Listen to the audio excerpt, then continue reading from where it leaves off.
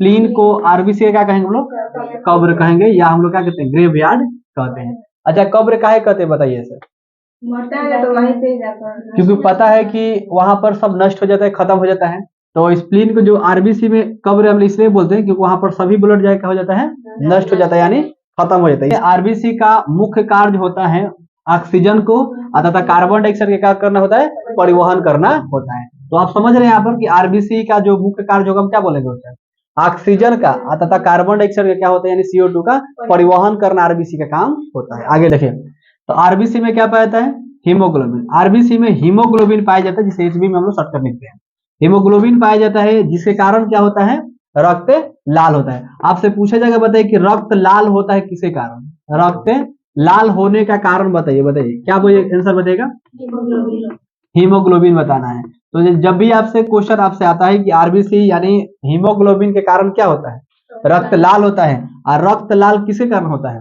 Haemoglobin के कारण होता है। तो आपसे पूछेंगे आरबीसी में पाया जाता है, क्या पाया जाता है? और हीमोग्लोबिन के कारण क्या होता है? रक्त लाल होता है। आगे आप ले लीजिए। पुरुष में जो हीमोग्लोबिन होता है 149 एम प्रति, यानी इतना से 100 ml तक होता है। अगर उसी में चल जाएंगे, अगर हम लोग स्त्री में अगर चले जाएंगे, तो स्त्री में अगर बात करते हैं तो लिख लीजिएगा, स्त्री में जो हीमोग्लोबिन का स्तर होता है, हीमोग्लोबिन का 139 से होता है, 139 एम प्रति, इसमें भी 100 ml तक होता है, लिख लीजिए। अब देखिए यहाँ पर एनीमिया जो रोग होते हैं किसके कारण होते हैं बताइए? हीमोग्लोबिन कारण होता है। तो आपसे पूछा गया हीमोग्लोबिन के कारण कौन सा रोग होता है? एनीमिया होता है। कौन सा रोग होता है? एनीमिया, या अरक्ता बोलेंगे, यानी खून की कमी जो होता है इसमें आपका हो जाता है। तो अब खून की जो कमी होता है, खून की कमी, तो आपके खून की कमी होगा तो क्या हो जाएगा? आपका एनीमिया हो जाएगा। तो आपसे पूछेगा कि बताइए हीमोग्लोबिन कमी, जो हीमोग्लोबिन कमी अगर हो जाएगा तो कौन सी रोग होने की संभावना है? तो आपका एनीमिया। समझा गया? तो एनीमिया यानी अरक्तता होते हैं। अरक्तता अगर बोलेंगे, अरक्तता तो किससे कमी से होता है? हीमोग्लोबिन। तो आंसर क्या हो जाएगा आपका? हीमोग्लोबिन। एसबी यहाँ पर लिख लेंगे। तो आप समझ गए ना, हीमोग्लोबिन के कमी के कारण एनीमिया रोग होता है। अरे समझ सब। इसी का संक्षिप्त व्हाइट ब्लड कैप्सुलस, यानी हम लोग इसे क्या बोलेंगे? व्हाइट का मतलब श्वेत हो जाएगा, तो लिख देंगे यहाँ पर श्वेत। श्वेत ब्लड क्या हो जाएगा? रक्त। इसे क्या लिखेंगे? कणिका। तो आपसे पूछा जाएगा यहाँ पर कि श्वेत रक्त कणिका के सिद्धांत को बताएं, यानी पूरे बारे में उसको लिखना पड़ता है। समझ में आ रहा है ना? चलिए, श्वेत यहाँ पर तो श्वेत क्या लिखेंगे हम लोग? श्वेत रक्त कणिका। इनकी संख्या हो गया 8000 से 10,000 के बीच होती है। हो गया? इनकी संख्या, श्वेत रक्त कणिका की बात करते हैं तो इनकी संख्या कितनी होती है? 8000 से 10,000 के बीच होती है, इसे याद रखें। लिखिए, इनमें केंद्रक होता है। केंद्रक समझते हैं? बीच वाले, इनमें केंद्रक होता है। इनमें क्या होता है? केंद्रक। इसमें हीमोग्लोबिन नहीं होता है, यानी एचबी हम लिख देते हैं, हीमोग्लोबिन नहीं होता है।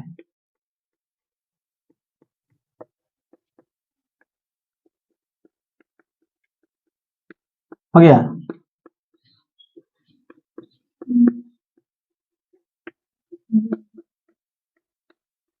सफेद रंग दिखती। हो गया?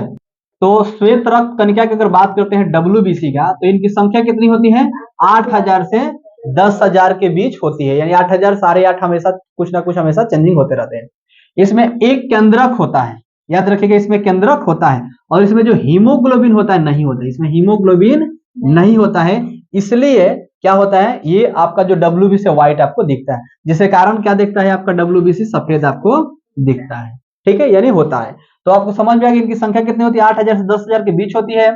और इसमें एक केंद्रक होता है और इसमें हीमोग्लोबिन नहीं होता है, इसलिए क्या दिखता है? आपका व्हाइट दिखता है, नहीं सफेद दिखता है। यहां तक क्लियर हो गया? तो WBC का आकार क्या होता है? आपका अनियमित होता है, मतलब ये कितना हो जा सकता है। ठीक है? WBC की अगर बात करते हैं तो इसका निर्माण कहां पर होता है? अस्थि मज्जा में होता है। कहां पर होता है? अस्थि मज्जा में होता है। और इसका जीवन काल कितना होता है? 4 दिन का होता है। इसका जीवन काल कितना होता है? 4 दिन। और आरबीसी का जीवन काल बताइए कितना होता है? आरबीसी का 120 होता है। तो आरबीसी का कभी जीवन काल पूछेगा तो 120 दिन, और डब्ल्यूसी का जीवन काल पूछेगा तो 4 दिन। ये आप लोग हेडिंग आप लोग याद रखेंगे, समझ आ गया ना। तो डब्ल्यू श्वेत रक्त कणिका में हम लोग ये सीखे कि इनकी जो संख्या होते हैं 8000 से 10,000 के बीच होती है, और इसमें क्या होते हैं, केंद्रक होते हैं, और हीमोग्लोबिन इसमें नहीं होता है, इसीलिए ब्लड क्या दिखता है, व्हाइट दिखता है, सफेद दिखता है, ठीक है। और डब्ल्यूबीसी का आकार अनियमित है, नियमित रूप से नहीं है, इसलिए कितना हो जा सकता है। डब्ल्यूबीसी का अगर बात करते हैं निर्माण तो कहां पर होता है, अस्थि मज्जा में होता है, ठीक है। और इसका जीवन काल कितना होता है, मात्र 4 दिन का होता है, ठीक है। आगे हम लोग लिखते हैं, देखिए यहाँ पर आरबीसी और डब्ल्यूसी का जब भी आपसे अनुपात पूछा जाएगा तो आरबीसी का 600, डब्ल्यूबीसी का 1, यानी 600 अनुपात क्या हो जाएगा 1, यानी 600/1, तो इसी को लिखा जाता है 600:1। तो आरबीसी के तुलना में डब्ल्यूबीसी आपको पता हो गया, और डब्ल्यूबीसी के तुलना में भी आरबीसी को आपको पता चल गया। इसे हम लोग डब्ल्यूबीसी को क्या कहते हैं, तो डब्ल्यूबीसी को ल्यूकोसाइट कहते हैं, लिख लीजिए, डब्ल्यूबीसी को ल्यूकोसाइट कहते हैं, ल्यूकोसाइट कहते हैं। डब्ल्यूबीसी को क्या कहते हैं, ल्यूकोसाइट। लिखिए, डब्ल्यूबीसी संक्रमण से बचाता है, संक्रमण से बचाता है,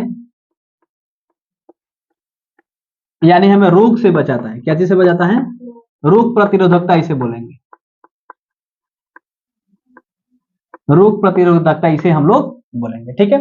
तो डब्ल्यूबीसी जो होता है संक्रमण से हमें क्या करता है, बचा देता है, यानी ये बचाव करता है, यानी ये रोग प्रतिरोधकता होता है, रोग से बचाता है। हमें क्या बोलेंगे, डब्ल्यूबीसी किससे बचाता है, रोग से बचाता है। तो डब्ल्यूबीसी आपको समझ में आ गया कि संक्रमण से बचाता है, यानी रोग प्रतिरोधकता है, ये रोग से हमें क्या करता है, बचाता है। तो देखिए यहाँ पर डब्ल्यूबीसी समझ में आ गया, ल्यूकोसाइट्स कहते हैं, डब्ल्यूबीसी क्या कहते हैं, ल्यूकोसाइट्स, और डब्ल्यूबीसी संक्रमण से बचाता है, यानी रोग से क्या करता है, बचाता है। तो ये भी आपको जरूरत है। आगे लिखिए, डब्ल्यूबीसी के कई प्रकार हैं।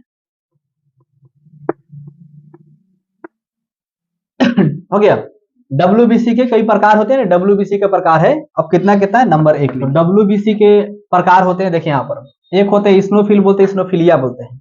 एक हो गया आपका स्नोफिल, क्या होता है आपका, स्नोफिल। दूसरा का होता है आपका बैसोफिल होता है, बेसोफिलिया इसको बोलते हैं। जैसे बैक्टीरिया भक्षण होते हैं, हम लोग इसे बैक्टीरिया भक्षण भी कहते हैं, ठीक है। अब यहाँ पर देखिए, फिर अब डब्ल्यूबीसी के प्रकार की बात करते हैं तो यहाँ पर न्यूट्रोफिलिया होते हैं, न्यूट्रोफिल इसको बोलते हैं। इसके बाद मोनोसाइट्स होते हैं, ये मोनोसाइट दवा में भी काम आता है, मोनोसाइट, मोनोसाइट होते हैं, सबसे बड़ा होते हैं। और लिम्फोसाइट्स होते हैं, लिम्फोसाइट जो एंटीबॉडी को क्या करते हैं, एंटीबॉडी में काम करते हैं, एंटीबॉडी को बढ़ाता है, यानी एंटीबॉडी का सबसे ज्यादा अगर बात की जाए ये बढ़ावा करता है। तो सबसे पहले अगर बात करता है तो लिम्फोसाइट, और इसमें लिम्फोसाइट में होता है टी सेल कोशिका होते हैं और बी सेल कोशिका होते हैं। टी के आकार जैसा होता है और बी की, यानी टी सेल और बी सेल दोनों इसमें होते हैं।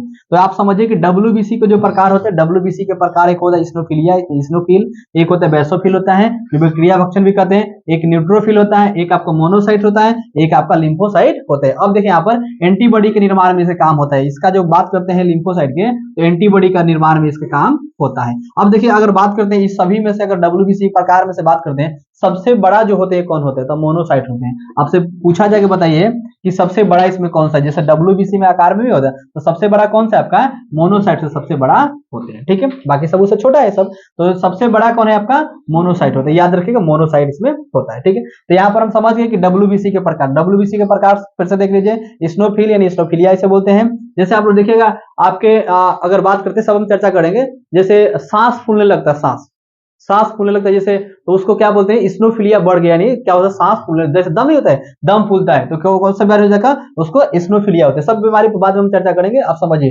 सांस फूलना होता है तो समझिए कि स्नोफिलिया उसका बढ़ गया होगा। अच्छा, डब्ल्यूबीसी है रोग प्रतिरोधक क्षमता को क्या करता है, मान लीजिए कि हमें रोग से बचाता है ना डब्ल्यूबीसी, तो अगर मान लीजिए कहीं बढ़ गया, घट गया, तो बीमारी होगी नहीं होगा, डब्ल्यूबीसी बढ़ गया तभी बीमारी हो जाएगा, और डब्ल्यूबीसी घट जाएगा तभी बीमारी होगा। इसका मतलब क्या है कि डब्ल्यूबीसी अगर बढ़ रहा है या घट रहा है, इसका मतलब स्नोफिल आपको बढ़ गया, घट गया, तो उसमें क्या हो जाएगा, आपको बीमारी, सांस फूलने का जो बीमारी होता है ना, उसे हम लोग क्या बोलते हैं, स्नोफिलिया बोलते हैं। स्नोफिल से बैसोफिल हो गया, न्यूट्रोफिल हो गया, मोनोसाइट्स हो गया, और लिम्फोसाइट। सबसे बड़ा कौन होता है, मोनोसाइट, तो इसे याद रखिए। इसे हम लोग थ्रोम्बोसाइट्स कहेंगे। रक्त की कोशिका के थक्का बनाने में काम करता है। देखिए सबसे पहले कि रक्त कोशिका को थक्का बनाने में कार्य कौन करता है, तो प्लेटलेट्स का कार्य है। अब इसमें अगर बात करते हैं तो रक्त के बहाव को रोक देता है, किसका बहाव को, रक्त को बहाव नहीं, जो थक्का बन जाएगा, जैसे देखिएगा चोट लग जाता है, कुछ आ जाता है, तो वहां पर जम जाता है ना, तो इधर से उधर जाने नहीं देता है। इसका मतलब क्या है कि रक्त के बहाव को कौन रोकेगा? प्लेटलेट। ठीक है, अब देखिए इसमें सबसे ज्यादा जरूरी है कि रंगहीन होता है, इसको याद रखिएगा कि आपको प्लेटलेट्स कैसा होता है? रंगहीन होता है, इसलिए किसी को चिन्हाई नहीं देता है। अगर मान लीजिए कि हनुमान जी को चिन्हा जाता है कि संजीवनी बूटी है, तो क्या करते हैं? वो उसी को लेकर आते हैं, इसलिए पहाड़ में लेकर चले, तो इससे पता नहीं चलता है कौन है। तो इसको इसके भी उपाय माइक्रोस्कोप से जांच किए जाते हैं। इसका जीवन काल कितना होता है? तो 4 से 5 दिन होता है, याद रखिए कितना दिन होता है? 4 से 5 दिन होता है। और प्रति घन मीटर की बात करते हैं तो 2 से 3 लाख होता है, ये प्लेटलेट्स होता है। लेकिन अगर डेंगू बीमारी हो जाएगा तो उसकी संख्या कितनी हो जाएगी? 50,000 से कम हो जाएगी। अगर मान लीजिए कि डेंगू में बहुत सारे आते हैं, अगर मान लीजिए किसी को अगर हम बात करते हैं कि किसी को जैसे टाइफाइड अगर हो गया या अन्य जो भी होगा, सब मच्छर काटने से बहुत सारी बीमारी होते हैं, अगर उसको बीमारी अगर हो गया तो देखिएगा उसके प्लेटलेट्स क्या होते हैं? डाउन हो जाते हैं। जब प्लेटलेट डाउन हो जाएगा तो उसमें क्या हो जाएगा? प्लेटलेट्स डाउन होगा तो फिर काम करना आपको क्या करेगा? ये सब जितने शरीर है सब काम करना क्या कर देगा? बंद कर देगा। तो फिर इसे प्लेटलेट्स जगाने के लिए हम क्या करेंगे? प्लेटलेट्स को फिर ही करना पड़ेगा ना, यानी 50,000 से कम हो जाएगा तो काम करेगा। होता कितना है बताइए? तो ये 2 से 3 लाख घन मीटर होता है। घन मीटर में अगर बात करते हैं तो बताइए कि 50,000 डाउन होगा तो साफ ना डाउन हो गया, पूरा डाउन हो जा रहा है। समझिए समझ जीरो की मात्रा एकदम आ जा रहा है। अब इतना डाउन में किसी को दिखेगा, अगर अक्सर देखे होंगे आप लोग, किसी को डेंगू या टाइफाइड किसी को हुआ देखे यार, तो टाइफाइड में देखे उसका पूरा शरीर काम करना क्या करता है? बंद करता है, ऐसा एकदम लगता है उसे उठान तक नहीं होता, पूरा एकदम उसका प्लेटलेट्स डाउन हो जाता है। अब तुरंत वो जल्दी ठीक नहीं होता है, तो उसके लिए क्या करते हैं? बकरी का दूध होता है या आप जो पपीता का पत्ता होता है उसको, या बहुत सारे जैसे मिकासिन को सुई होता है उसको दिया जाता है, या ट्रेक्सोल दिया जाता है। तो लगातार उसको 10-15 हार्ड उसको जो इंजेक्शन दिया जाता है, तो क्या करता है? फिर उसको जगाता है, और फिर क्या करता है? उसे बनाता है, और फिर बनने के बाद क्या करता है? उसे जीवित करता है, और फिर समाज चालू होता है। तो प्लेटलेट्स डाउन होने में इतना आपको बीमारी होती है, जितने डेंगू बीमारी होते हैं लगभग, जितने मच्छर से काटने वाली बीमारी होता है ना, उससे प्लेटलेट डाउन होगा। यानी आपके शरीर में कोई प्रकार की अगर दिक्कत अगर हो रहा है, आप कमजोरी महसूस कर रहे हैं या पूरा थक गए हैं, इसका मतलब क्या हो गया? आपका प्लेटलेट्स डाउन हो गया। बस इतने। प्लेटलेट्स को बढ़ाने के लिए क्या करें? फल फ्रूट जो भी होता है खाते हैं तो उससे बढ़ता है, और ज्यादा संख्या में प्लेटलेट्स बढ़ाना है तो बकरी का दूध होता है या पपीता के पत्ता होता है, उसे खाने से क्या होता है? प्लेटलेट्स हमारे बढ़ जाते हैं। आगे समझ में, ये प्लेटलेट्स हो गया। तो हम लोग क्या क्या सीख लिया आज? आरबीसी, डब्ल्यूबीसी और प्लेटलेट्स, ये 3 आपके कंप्लीट हो गया। समझ आ गया सब लोगों को?